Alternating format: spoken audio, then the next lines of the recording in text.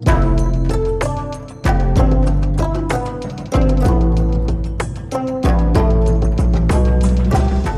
to Embody Your Brilliance, a podcast for visionary daughters of immigrants and creative entrepreneurs. I'm your host, Eunice Kimian, somatic life and business coach, mom, and Korean American eldest daughter of immigrants. Each week, you'll hear stories, insights, and conversations to help you embody your unique brilliance beyond survival mode so that you can design a life you actually want and grow a peaceful, profitable business you're proud of that supports you. Hi, everyone. Welcome back to Embody Your Brilliance. I'm your host, Eunice Kimian, and I'm so excited this week to share a replay of a LinkedIn Live I did together with my friend, Betty Chan. She's an authenticity life coach, and we talked all about reintegrating the parts of us.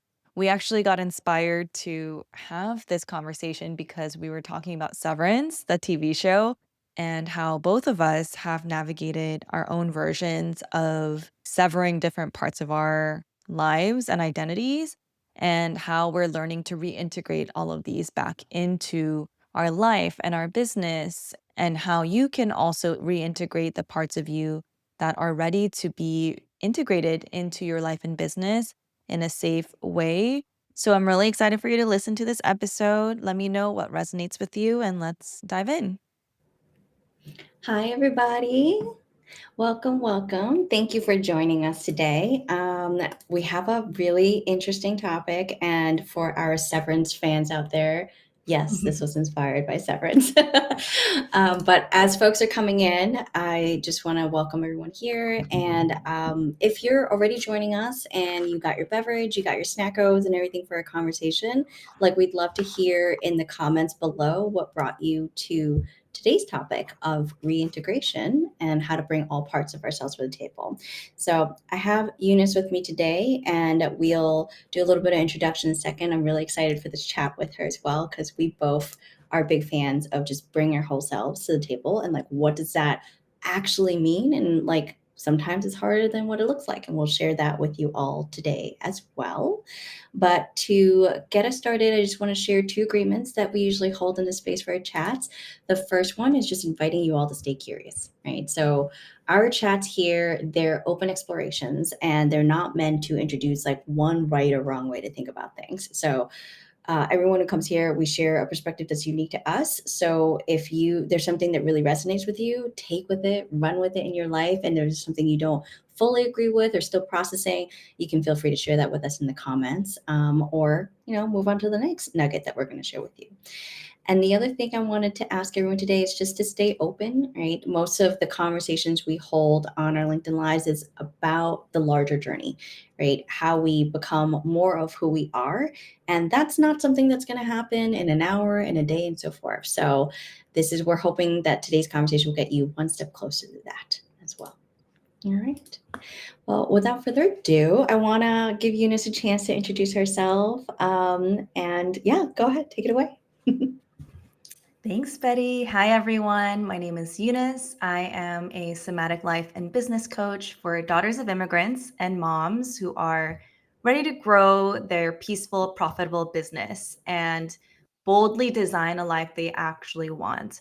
And, whether you're reclaiming your time from your 9 to 5 or creating more space to enjoy with your baby, really understanding how we can build generational abundance beyond just basic level survival or scarcity, or honestly, from my personal experience of like sacrificing myself along the way.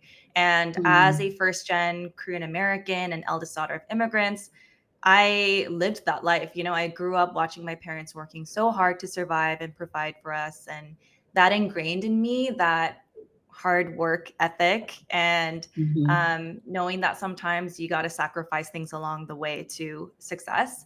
And one of the things I sacrificed along the way was my body. I just pushed through when there were warning signs and ignored, the check engine in the car being like, okay, it's time to maybe pause a little bit or slow down, but I would just push through. And now as a mom to my almost 1-year-old baby son, Teo, I'm very much interested in creating a new reality for myself, my family, my lineage, the generations that come before me, and also the generations that come after me. And really, I'm so excited to explore this topic today because the question that I've been embodying and curiously exploring is how do I navigate this motherhood, life, business journey in a Mm, relaxed, confident, playful, joyful way where I'm embodying sort of this new reality for my son, even just in my own existence. And that's what I love helping folks do in my coaching practice. I bring in nervous system support, systematic coaching, as well as business strategy and life coaching all together, bringing in my experience from working at startups for the last 10 years mm, and helping develop and execute growth strategies, as well as the trauma informed somatic healing and doula work that I did to help people navigate through these deep life transitions where so much of our identity can be in flux, right? So how do we integrate all of those identities along that journey and have fun along the way? So that's a little bit about me, but Betty, I would love to hear a little intro from you as well.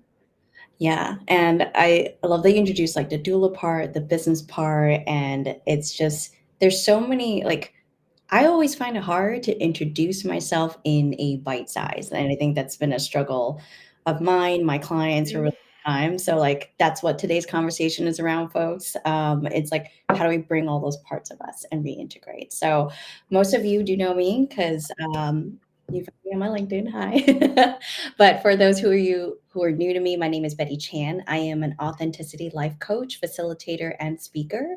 And I primarily work with first generation leaders or folks I call code switchers, people who feel like they have to keep one version of themselves and curate how they show up in one space and then completely flip to something else and like switch to another identity that they have or who they are trying to be. So as you just mentioned, that could be from a family context, like how are you showing up when you're with your core family, with your siblings, as opposed to your parents, your in-laws, or even something I feel like all of us know here on LinkedIn and probably YouTube is just going from work, going to home, like who are we showing up as in even those two spaces?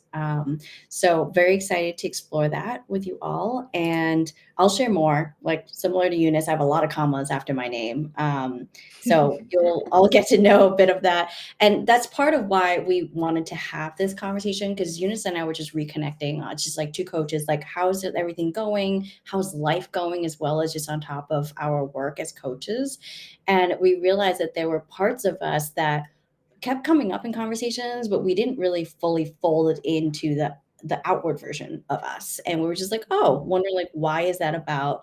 Like why is that coming about? And like, do we want to shift this? And if we do, how do we go about it? And also, in addition, we were both watching Severance. So, anyone on season two will know that integration is part of it. Don't worry, no spoilers today. We're not going to touch on that. That was It's just going to really be so funny at hard. the end.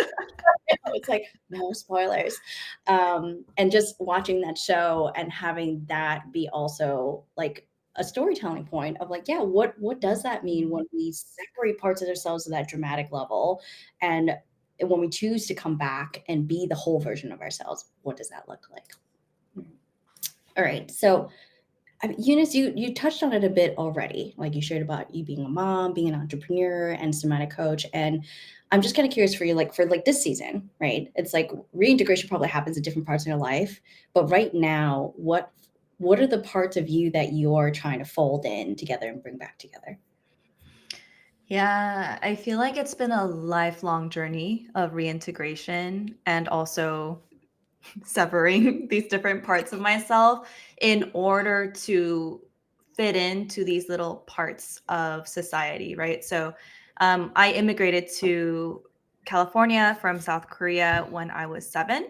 And Mm, so immediately there's a severance of me at home speaking Korean.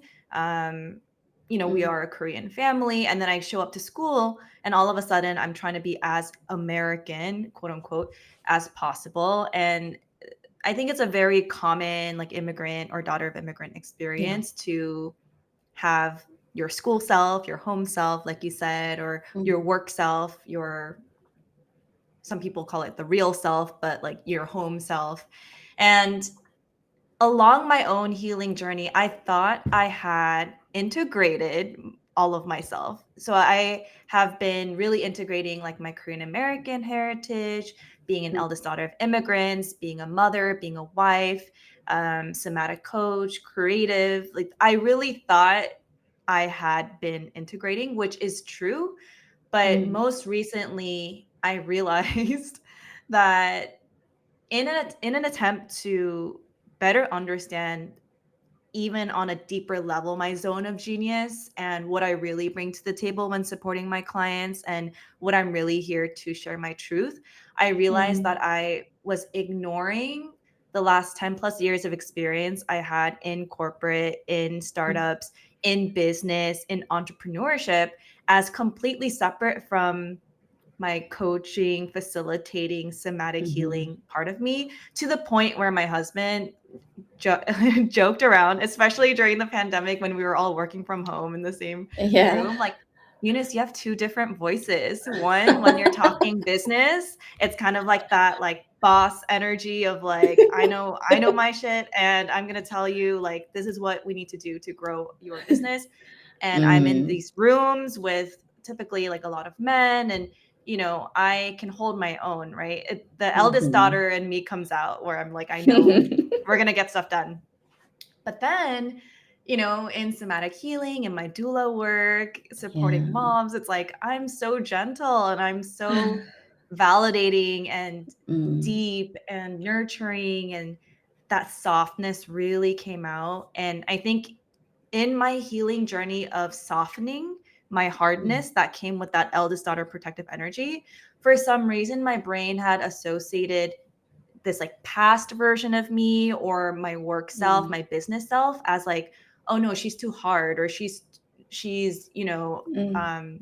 she's a lot. Like she is not the soft, nurturing, like that version Yeah, of she me that can't I hang had with worked us. so hard.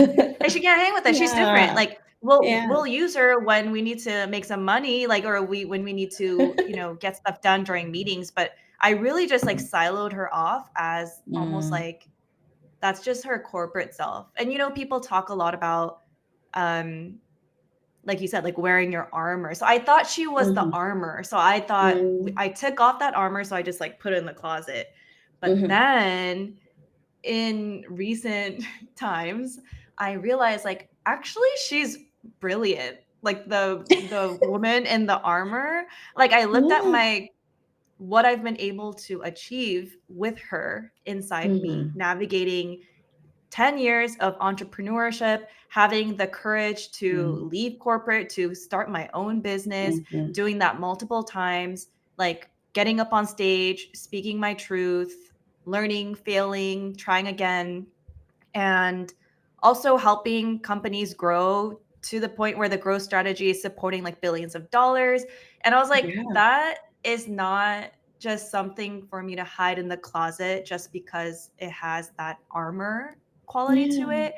How can I invite her back in and basically reintegrate that softer, nurturing, somatic Mm. healing facilitator version of me with this like badass, entrepreneur, business strategist who is Mhm. very much wanting to come out in this season.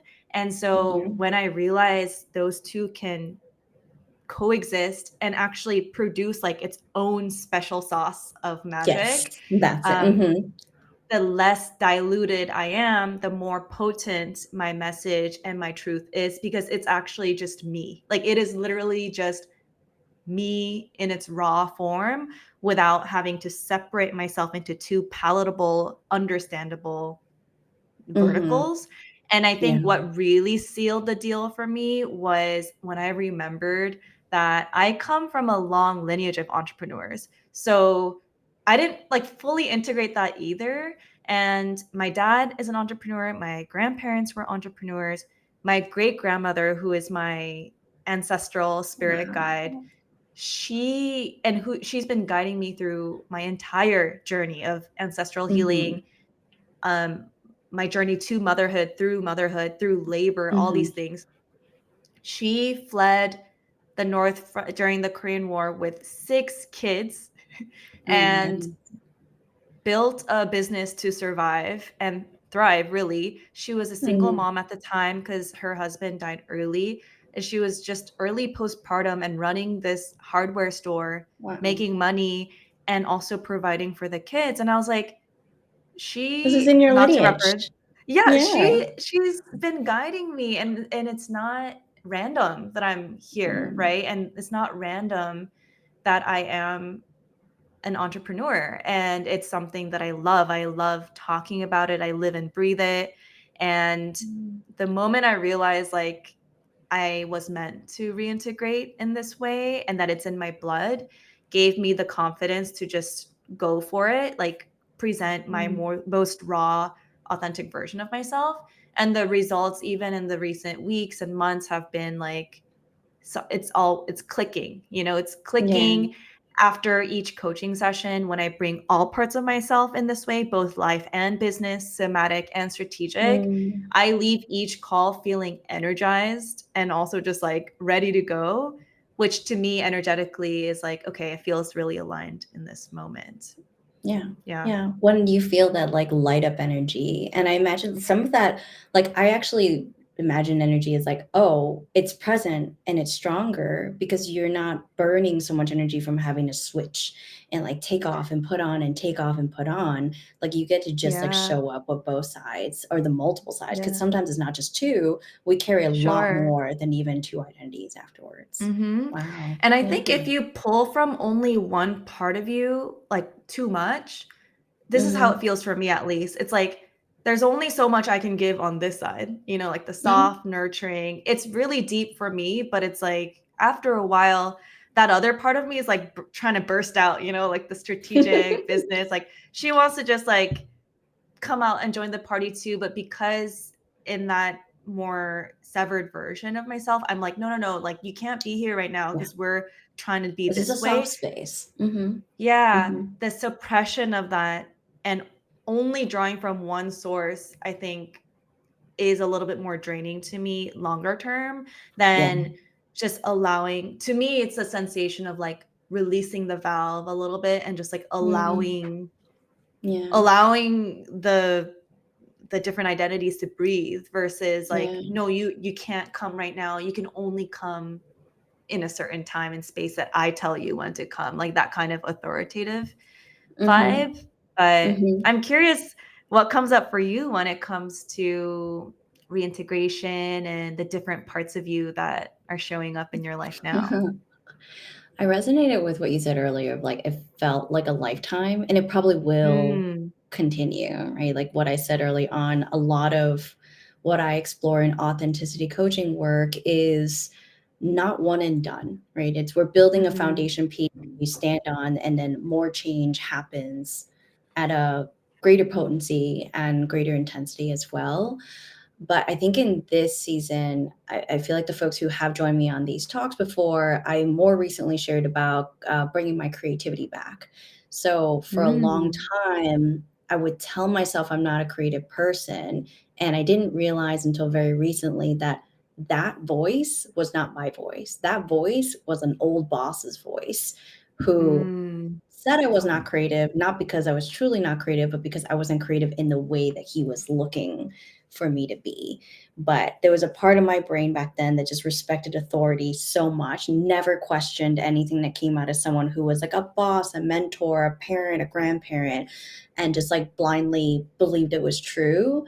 But just sitting with that for a long time, it's kind of that suppression feeling you're talking about. The creativity side was still there. It was still trying to come out. It was still coming out. Like I would paint every time I left a job as like just like a personal release and creativity to like step away from the computer, do something that's not word related.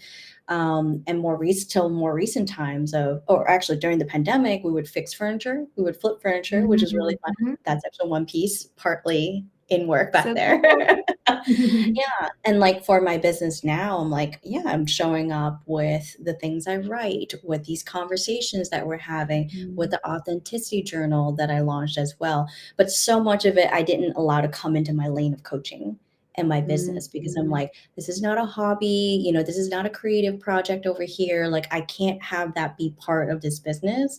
But once I mhm, allowed the journal to show up with my authenticity coaching, which is also a lot about honoring your rhythm, like energetically, what gets you going, what stops you, understanding that, knowing how to recharge intentionally, like it just amplified. Like it got louder as opposed to they were competing with each other in that sense as well. So that's been very recent for me.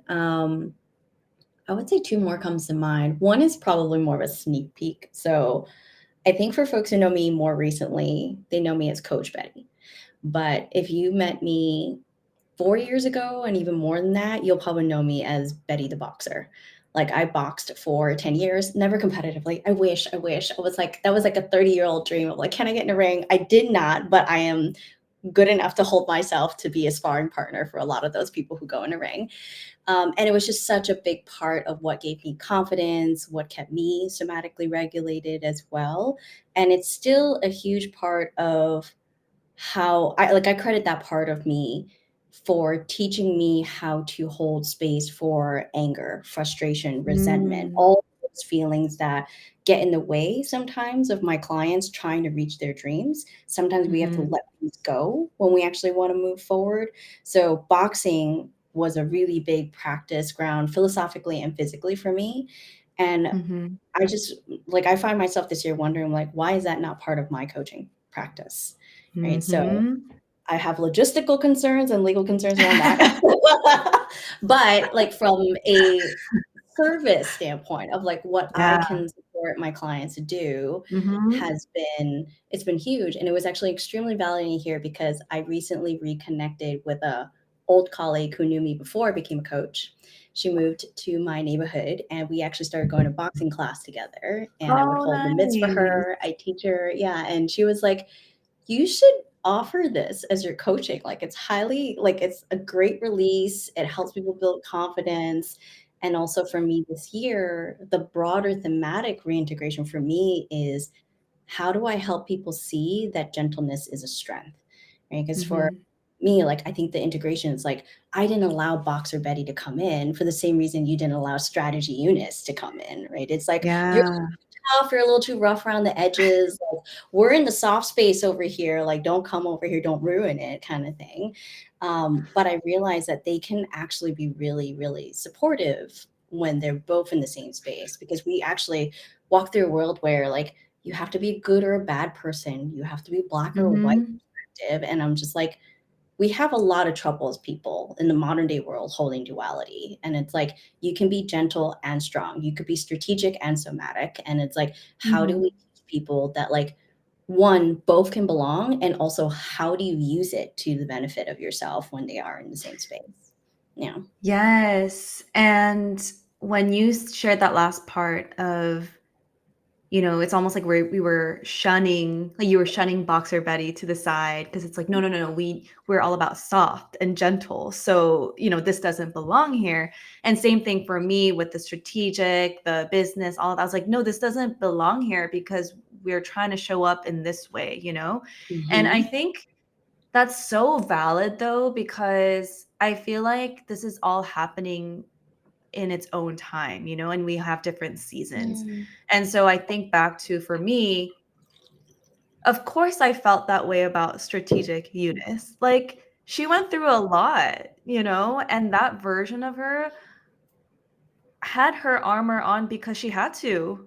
That's how Mm-hmm. she lived and attained her goals and got her paycheck and stood her ground and advocated for herself and her Yeah. coworkers. It's like there there really was no room for both to coexist in that time. Mm-hmm. And also there was a lot of hurt, along with that experience. So it's like, of course, I focused on the healing process of softening, of Mm-hmm. really finding my own voice in the nurturing, somatic healing world, the gentle, like, of course, that happens. And in order for integration to happen, like, integration happens, like, after multiple steps, when you learn something And when you try it out and then you teach it Mhm. to others and you embody it and then you integrate it. Like there's a reason why Mhm. integrate comes after, because you kind of need to like go through the experience before you integrate it. Yeah. And Then so you can sometimes, decide if you want to integrate it. yeah, Yeah. Mhm. or you can bring it back in a way that feels aligned. So for example, like for me, there could have been a version, like an older version of me, where I would take what I've learned in growth strategy, business, all that stuff, and Mhm. I could revert back to like the hustling, like growth at all Yes. costs, Mhm. grinding away, survival mode, ignoring my body Mhm. signals, because that is Mhm. how she was, right? And so of course, I would have been scared to kind of reintegrate her in the first place because I don't want that Yeah. reality anymore. And Yeah. B, this is why I feel so good and ready now to reintegrate, because I feel so confident in knowing what's aligned and what's not aligned. Like how do I integrate this growth strategy experience in my own way? Like what am I bringing with Mhm. me and what am I debunking? What am I saying that's not for me? What's my own way of doing it? And that Mhm. level of clarity and alignment and like discerning of like Mhm. how you want to reintegrate, I think really speaks to how safely we reintegrate these parts of ourselves that feel like either too much or a little bit like rough around the edges or a little bit Yeah. like intimidating. It's like it's all happening in our own season, and it's not one of Yeah. those things like I don't want anyone here to feel like, why haven't I reintegrated something Mhm. yet? Like as if Mhm. it's like a bad thing or a wrong thing. It's Mhm. like, no, I think it just like comes in waves and seasons, and we're just like continuously reintegrating these different parts as we learn and grow. Yeah. And inevitably, like we're developing the deeply rooted sense of self, the more we're able to invite that level of inner Mm. safety as we integrate parts of ourselves that we once thought were a little too much. So Yeah. I that just came up for me as you were sharing, because I was like, yeah, it makes so much sense that we're having this conversation now, not 5 years ago or 10 years ago. Mm. Yeah. No, I appreciate that. There is, again, like there's a right and a wrong way to do this. There's a right and a wrong time to do this. That's often a type of mindset that like gets in the way of authenticity and just like allowing ourselves to unfold Mhm. and embrace all the different sides of us. And I think partly, like, I don't know why my brain just went to like closet and clothes, right? It's like when we're little, we're just randomly trying on different outfits, right? It's like I get Yeah. to be this person, that person. And when I say little, I mean even through the 20s of professional life. That's still like a giant experimentation We're period. babies. And now, yeah, we're professional babies. And with the healing, with the learning, with the stumbling, and all of that along the way, then we develop that wisdom, that discernment to be Mhm. like, oh, this is what it feels like and what it looks like when I wear this piece. But I don't have to wear the Mhm. full piece. I like that Right. top and I'm going to mix it with those pants. Yeah. And now it's going to be my new look. But we're like allowed to also reinvent ourselves along the way too. Mhm. So I think Yeah. that process of it is ongoing. There's no clear starting point, there's no ending point, but a lot of it is just like clicking in and being like, hey, let me ask myself a question today. What do I want to show up as? And like, where am I not allowing myself to show up? And is that the experience I want right now? Mhm. And I would gotta say, like, that before I became a coach, I can't say I knew how to do that because Mm. all the supposedly safe spaces I had felt like they were filled with advice of like, "Oh, that's not you," or "That's very you, Betty," or like, "Oh, like when you do that," like everyone's got Mm. an opinion on how you're Mhm. showing up or how I was showing up, and it's not always out of malintention. It's just like they respond to a certain side of me. Like some people like Mhm. the boxer side, some people like the Brooklyn Betty side, some people like the really gentle leader side, right? So it's just like they're picking a side that they want. But I Yeah. realized in all those conversations, I was not doing any of the picking myself. Mm. So for me, that's what Mhm. reintegration is. Like, can I be part of this conversation? You like this part, and this part, and you don't like those part? Cool. I'll take that into consideration. But also for me, like, what do I like? What do I want to like shelf a little bit, let it marinate, and then like fold back into my life later when I'm ready, when it feels safe to. do that also. Hmm. Yeah, Yeah. that sense of agency and choice around Mm-hmm. how you want to show up in this moment, and I think that's the gift and the curse of being multi-passionate and just multi whatever. Yeah. um Mm-hmm. People will always project, and people will always just celebrate what they see in us, and there's nothing wrong with that. But I think if that's the only direction of expression we take as like reality, like whatever our environment or people tell us we are Mm-hmm. it if that does not match truly with how you actually feel as a whole, it can feel like, that sense of agency is taken away. So I think like that sense of like reclaiming your authentic expression and Mm-hmm. reclaiming the reintegration process as just your own, and knowing that, giving yourself the permission for it to look different, Yeah. day like from one day to Mm-hmm. another. And maybe Boxer Betty really wants to show up today, and maybe it's like Boxer plus gentle wants to come out today. I don't know. So it's like I've been approaching it with a more playful, exploratory lens. I have a 1-year-old, Yeah. so I'm learning so much from him. Like, he's just like going Yeah. around putting into little bowls, and he puts like his fruit in my husband's shoes, and I'm just like always finding stuff, and I'm like, he's always keeping me surprised and on my toes. And Mm, myself, how can I, and my clients, like, how can we invite this yeah. level, this sense of play and exploratory Yeah.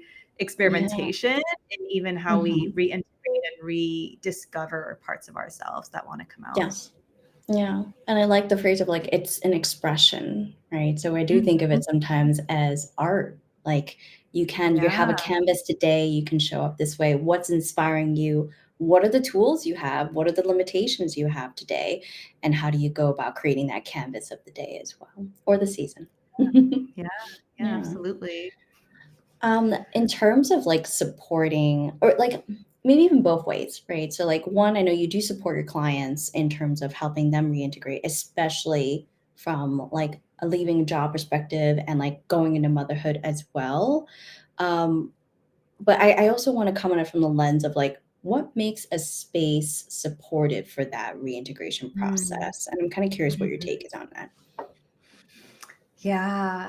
I I think we touched on it a little bit already just now, of choice. I think setting the stage. I love that we even started this conversation with some agreements, and I think that's just really helpful in co-creating a space where my clients feel a level of agency and choice through their journey, and knowing that all parts of them are welcome. And I work with a Mm, lot of high achieving folks who are used to being really good at what they do. And the thing about mm. life pivots and motherhood and 9 to 5 to entrepreneurship journey, especially entrepreneurship, is that it's messy. It's messy. Yeah. It requires problems are all there are always problems, and the high achiever perfectionist sides of us could come out and be like trying to solve every problem, or trying to get to the end Mhm. of where everything is nice and neat and perfect. And I found myself, I'm reintegrated. But that's just not how it works. Like, by Yeah. choosing entrepreneurship, by choosing motherhood, all these things, like, it is messy, and it is literally like always changing. Mhm. So I always be knowing the types of people I attract, I and knowing intimately like what it's like to feel that way. Yeah. Um, Beyond inviting a level of like choice, and knowing that they can stop, go, they control like the parameters of how they want to grow. I think it's Mhm. just this like lighthearted, playful, experimental energy from the get-go. I'm like, what's the point if you're like stressing your way through this entrepreneurship journey when you left Yeah. your 9 to 5 to do it in a different way? Like, what's the Yeah. point? And like, what's the point of motherhood if and you're trying to pass down these like heirlooms of Mm. joy, playfulness? You want to be present for them. You want them to grow up Mhm. maybe without some of the burdens that they felt in their own childhood. What's the point if you're like trying to get it perfect and stressing about it, so that you're not actually embodying the joy, the playfulness that you want to pass down, right? So Mhm. I more than anything, more than cerebrally or intellectually understanding like how do we create this quote unquote safe space, like I Mm. um yeah, bring a sense of playfulness and just kind of Yeah. like lower the stakes a little bit, because once we Yeah. can get all messy and like play, then I feel like the the pressure that we tend to put on ourselves sometimes to get it right or to go faster Hmm. um, Hmm. goes away, and it just allows the level of like safety in our body to catch up to where we are, right? Because I think it Yeah. takes time and space for our nervous system to ground back into safety when we're Hmm. navigating new terrain, or when we're, Hmm. expanding and evolving. It can be scary for our nervous system. So just Hmm. giving that level of spaciousness and allowing the nervous system to reground through play and curiosity, I have found to be so helpful for especially daughters of immigrants and moms who are just like trying to hold their stuff together so hard, loosening Yeah. that grip, Hmm. Hmm. I like that you didn't go to like didactic level, because I'm sure there's plenty of articles out there. How does one create safe space? And I do think a lot of it is it's presence too, right? It's like it's how Mhm. we show up for each other and like as coaches as well. And we could say all day that we hold non-judgmental space, but if our client comes in and can feel our judgments happening, because we are still Yeah. humans, right? Then that can actually push them right back into feeling like I have no room to make mistakes. I got to come in and have like all the Mhm. words and all the answers as well. So I love that you call it play, because I think as adults, we don't play anymore. On like Mhm. every room that we're in, like the relationship, is this going to be a dating relationship? Is it going to be like my wife or my husband? Like everything has this like seriousness to it, Mhm. that we lose that permission to try, to experiment, to stumble, to pick another path, change our mind and choose again. And like I think that's adaptability that helps us really enjoy life as we live life as well. So yeah, I never thought of coaching as play, but like back to the point that like you can be both. Coaching is accountability and it can be play at the same time. And that's kind of how I see it also. Yeah. I love Yeah, that. no, presence is so, the embodiment and the presence are so key. The Mm-hmm. body doesn't lie, You can say Well, verbally it's a safe space. You can say all the agreements you want, but if you're not consciously embodying it as a coach or a client, it's like, mm-hmm. that's all just we're just living in our head. And I think a lot of my work is also helping us kind of move down, like kind of reconnect with Out of the the head. other yes, getting out of our head, because I think Mm. that is one of the big severances of, I think, modern Western society, Mm. disconnecting mind, body, Mm-hmm. spirit. There What we're talking about today is not new. Like our ancestors for millennia have talked about, there are many schools of thought around Yeah. integration and mind, body, spirit. It's just that in Mm-hmm. our modern Western society, it's like it's so separate, like, like logical, emotional. And Yeah. we're just in the process, I think a lot of us understanding that, oh, that's just not, it doesn't feel good in our soul when we start Mm-hmm. to cut these Yeah. different parts of ourselves and only think with our logic, only feel with our feelings. No, like Mm. we want all of that. And the Mm-hmm. more serious we do it, it's just so much harder because we're scared. There's so much Yeah. fear. There's so much fear around what could go wrong, or are we doing it right? And the stakes Mhm. feel so high. And Yeah. so I found that play and presence go very, very hand in hand.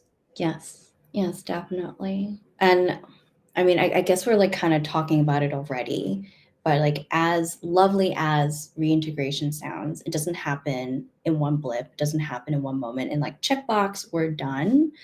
And I think part of that is because there are so many scary moments along the way, or hard Mhm. moments along the way of reintegration. Even when we really want it with all our heart and soul, actually doing it sometimes feels like high stakes, right? It feels like we're not going to be accepted, that we're going to get rejected. All the things that, like, very understandably, no one as a human being wants to experience if we can actively avoid it Yeah. sometimes Yeah, at all yeah. costs, right? And I'm kind of curious, like, if you think about your own experiences with like folding in those different parts of yourself, showing up fully for yourself, or even the work you've done with your clients, like what's one of the common hurdles you've seen them come across when they want to reintegrate? Yeah, I like to make sometimes analogies from like birth and labor come up because of my work as a doula. Speaking of reintegration, a lot of labor prep too speaks to the unpredictability of labor and unknowability of what's on the other Mm, side, how it's mhm, going to go. That is what shows up in this work too, of like wanting to know in advance how it's all going to go and knowing that everything is going to work out in this specific way. So yeah, oftentimes like we're not taking the step forward because we're afraid and we need to know that this yeah, like yeah, need for certainty is yeah. a hallmark of our modern society, right? And Hmm. even when it Yeah, comes to business and how these corporations run, it's like they want to safe proof their revenue, like they want to make decisions that are going to bring a return.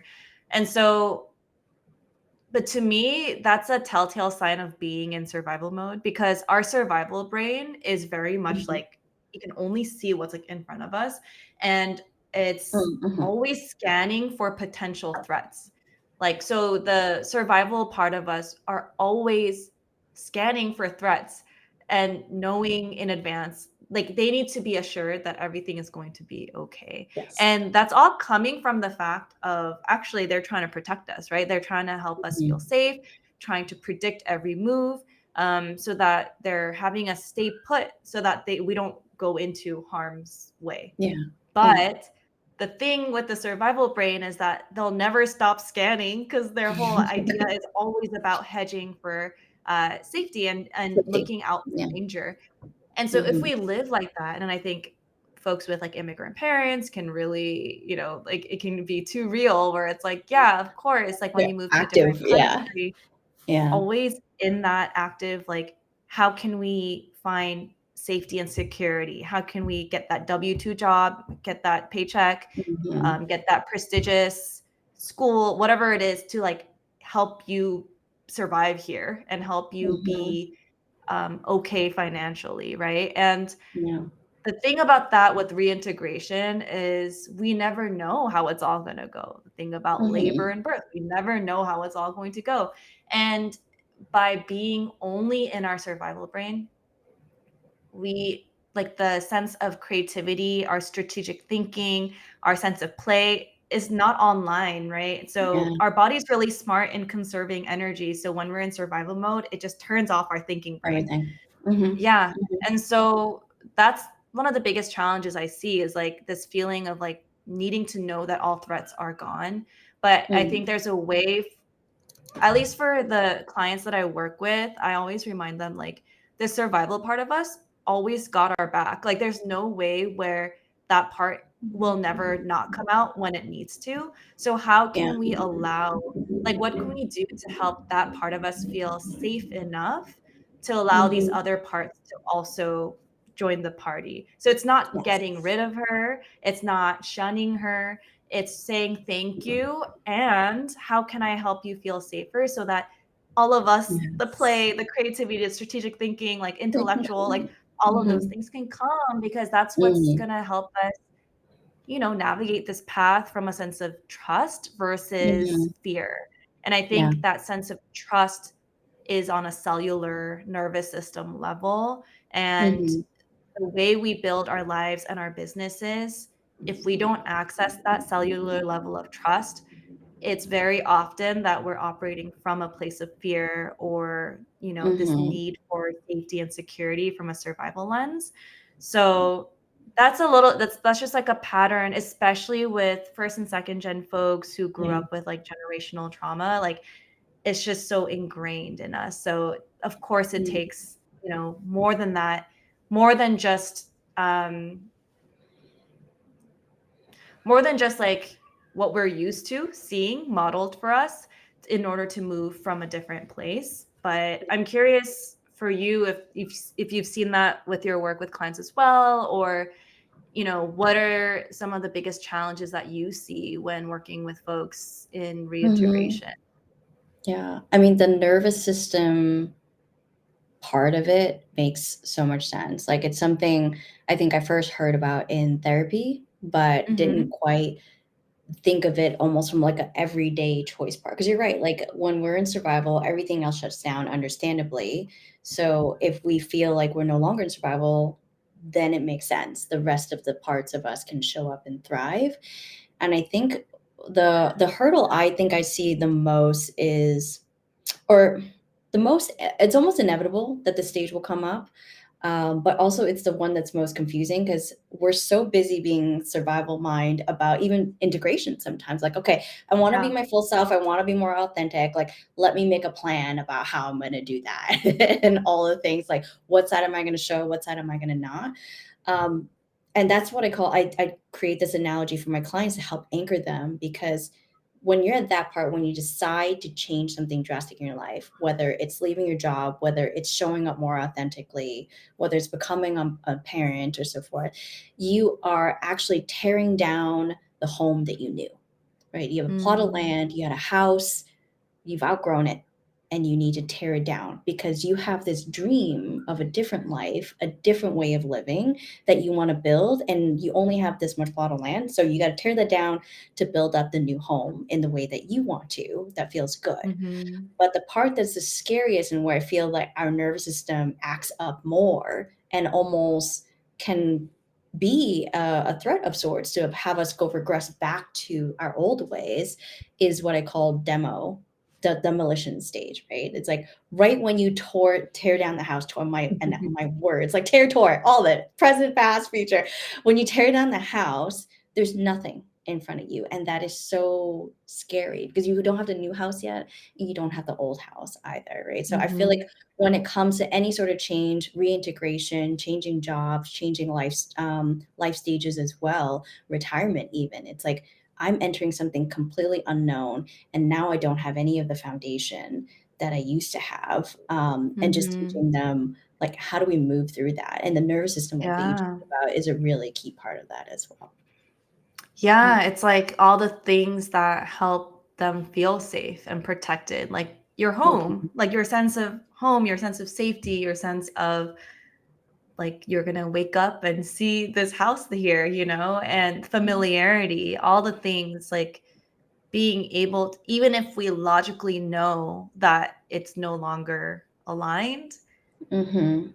logically our body's like, no, but I still want like my bed and my so it's Yeah. like that's why like we need the conversation between the Mhm. mind, the body, all of those things, because Yeah. they have differing opinions, and that's good. That's okay. It's not good or Yeah. bad. It's just it is what it is. And instead of Mhm. like demonizing one part or like suppressing one part, kind of going back Yeah. to our entire conversation around like the different parts Mhm. of us that are wanting to come out, instead of Yeah. saying no, you're bad, you're good, like, you don't belong here. It's like, no, okay, like I hear you that it sucks to see your house, the demolition, like it is scary. Yeah. And remember, we are building a better house, so it's Yes. like both Mhm. and can be true. And I think in survival mode, we can't hold multiple truths at once because we're Yes. focusing on Yeah. living and, Yeah. moving out of harm's way. And so I love the house metaphor and how like literal and visual it is, Mhm. because it can feel like that. The reintegration process can feel, as many Severance watchers know, it doesn't necessarily, it doesn't all happen in a nice, sweet, clean cut, perfect No. way without giving out spoilers. Yeah. So It does not look like that, no, but yeah. it doesn't have to look like the way the TV show presents it either. Because like, when Yeah, you honestly, it's bulldoze kind of it, scary. yeah, it is a With the little on the brain, it's gross. just a yeah. I There are don't know if I would less ever painful sever ways. myself. Yeah. Yeah. So I like that. That is a really helpful like analogy I give to people because speaking of like the brain does need to see something, and sometimes it's a visualization to help you know like I'm facing the right direction, I'm still going the right way. I just need to like be here in this moment a little longer. And it's scary and Yeah. it's okay. And like have the support systems that you need to feel safe. Cause like everyone needs a helping hand in that moment. Like you should not Mhm. need to face those moments alone. So like gift that to yourself in that process too. But also know that like when you want change, there will be these moments of like, you get to choose. You get to clear out the closet. Mhm. You get to demo the house. You get to then redesign the life that you actually want going forward. Yeah. Yeah. Okay. Yeah. Well, Eunice, we're almost at time. I feel like you and I can go on and on around reintegration Yes. as well. So, I guess for a closing question, I like to sometimes give people a starting space. So, like, what's Mm. something small and accessible that you would suggest for folks who are like, hey, I there's parts of me that I know I'm leaving on the table and I want to reintegrate, but like, what's one way I can start? Yeah.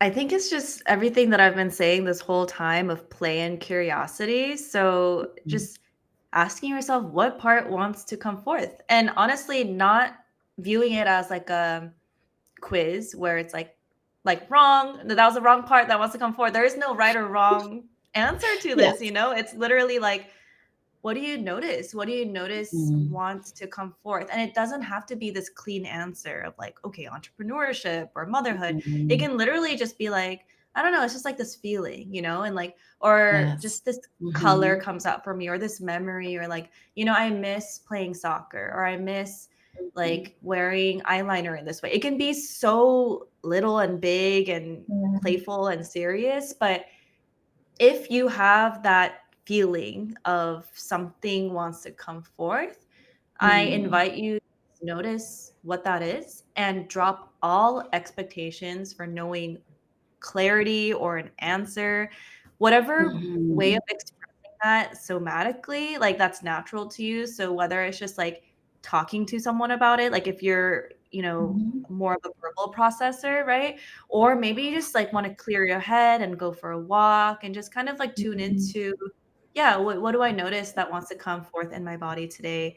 Or maybe it's your favorite like little workout thing Mm. or being in nature. There's just no like right way, but I noticed that sometimes when we're at our desk, like with our pen and paper or notes app, trying to like figure out like what is that thing that we're trying to integrate, like it can be Mhm. hard to access the different parts of us beyond our, Yeah. Yeah. thinking brain. So whenever I feel like, I'm not sure, like I just switch Mm. it up, or, like I either go for a Mhm. walk or I'm very, like, sensory oriented, so even, like, Mhm. my lavender essential oil or I, like, play my drums a little bit, mix things Mhm. up because by moving things around and allowing the different sensations to, um, allow my body to respond in ways maybe that are not verbal yet or not a correct Mhm. or, a clear cut answer, I always like to invite a sense of like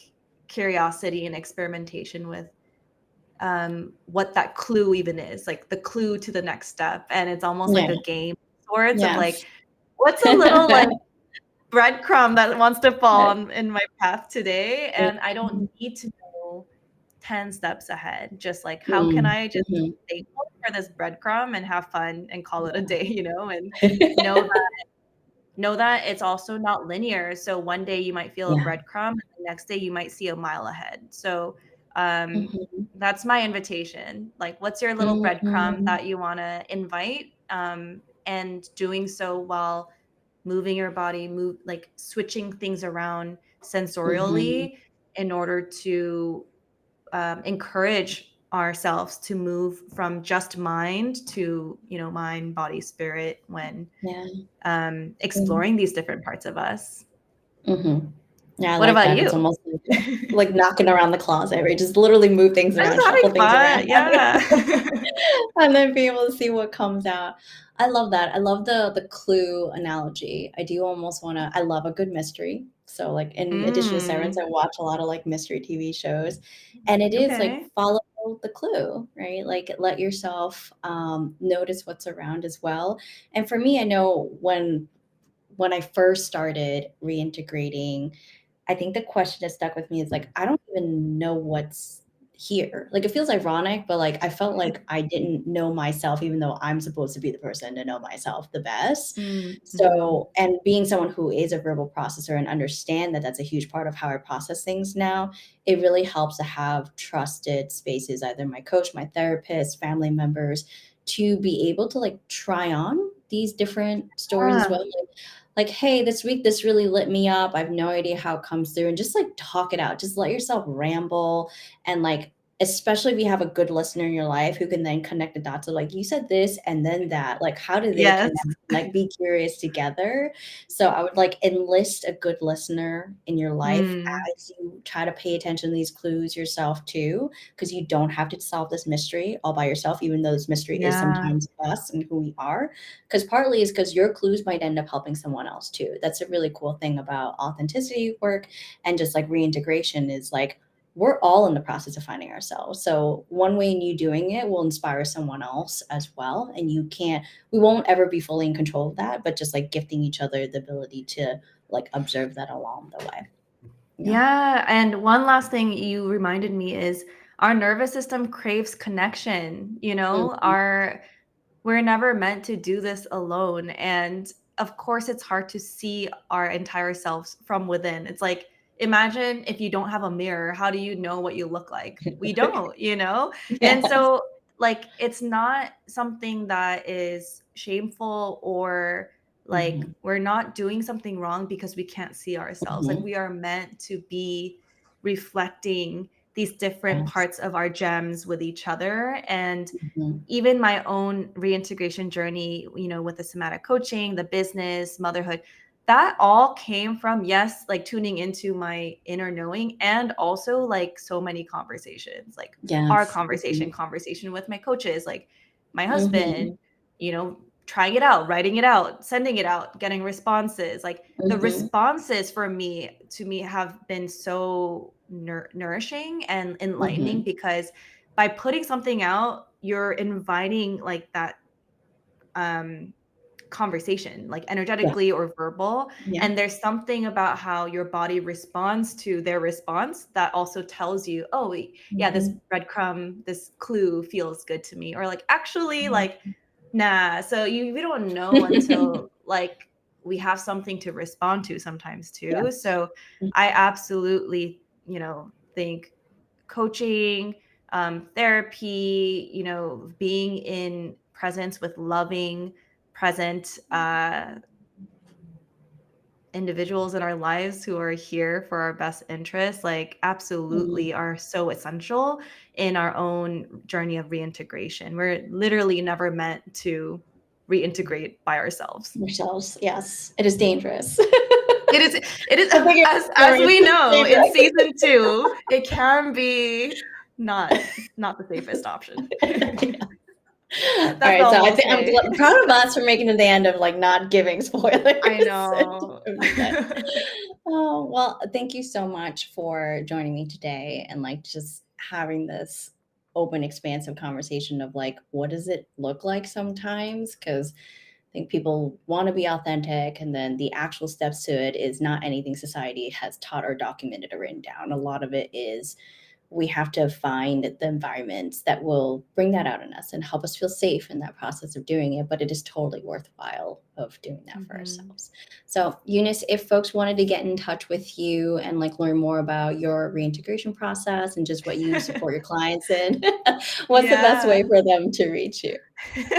If you'd like to get to know my reintegration process and hang out, find me at my website and my email list, my newsletters where I share my no filter, honest personal stories, my reintegration process as it Mm, happens. So I'm really trying to embody like embracing the messiness of my journey as well, and also Mhm. inviting the fun, playful messiness of this journey in others as well. So join me in my newsletter and Instagram for behind the scenes stuff. And I love sharing about my son Teo there as well. But yeah, So Instagram cute. and newsletter are great ways for you to get in touch. And Mhm. I love, like coffee chats and connecting, and Mhm. Mhm. even our like the clarity calls that I have with folks who are interested in coaching. Like, I just love connecting one on one and having these types of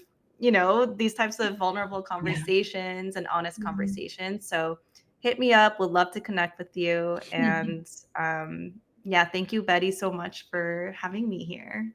Yes, I'm excited. And for those of you who want to get in touch with me, reach me at heybettychan.com. That website will probably have access to all the other things, a newsletter, Instagram, and more of these talks as well on YouTube as well as LinkedIn. So we look forward to seeing you in the next one. If there's something that particularly resonate with y'all, like let us know in the comments. But other than that, happy reintegration, everyone. All right. Bye. Talk to Happy you soon. Bye. reintegration. Hope you enjoyed the episode. And if you're ready to embody your unique brilliance, your zone of genius, and grow a thriving, fulfilling business that reflects who you truly are, and you're ready for that vision to finally come alive, I would love to support you through one-on-one somatic business coaching. I'm officially booked out for Q3 and am now enrolling for October start dates. I have 2 spots available for Q4. So if you're curious to explore what that looks like for you, book your clarity call today.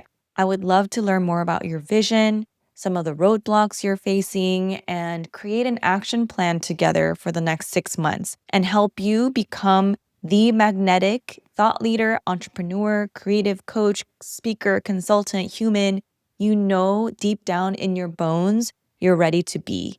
And if you're ready to become more visible as your whole integrated, undiluted self and make more money with relaxed confidence, book your clarity call today. And I look forward to connecting. All right, y'all. See you next week.